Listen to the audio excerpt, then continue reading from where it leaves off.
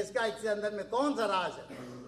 تو نبی کریم صلی اللہ علیہ وسلم فرمائیں کہ ہر نبیوں کے بعد میں اللہ تعالیٰ ایک بندہ کو بھیجتا ہے جو آ کر کے دین کو پھر سے تازہ کرتا ہے. تو پوچھے کب؟ کہتا ہے ہر 100 سال کے سر پر.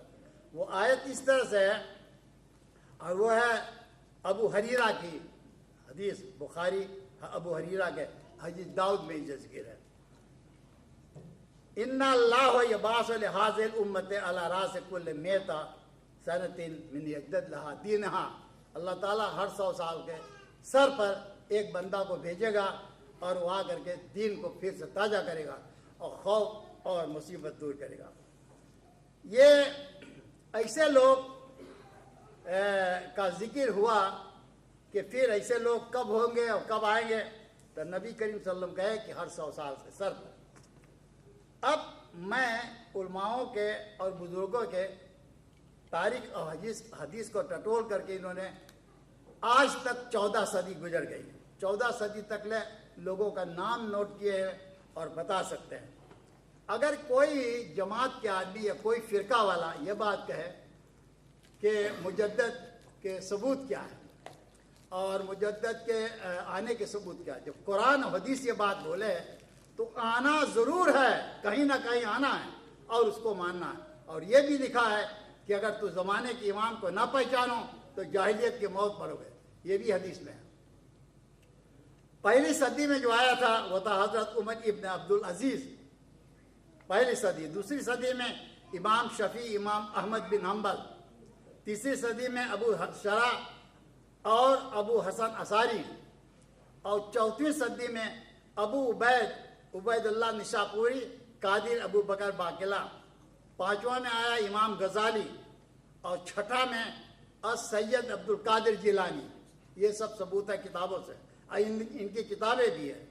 ساتویں صدی میں امام ابن تیمیہ اور خواجہ معین الدین چشتی. آج مسلمان اس کے تربت پہ ہندوستان میں بہت بڑا بڑا جلسہ لگاتے ہیں اور چادر چڑھاتے ہیں، بہت چادر.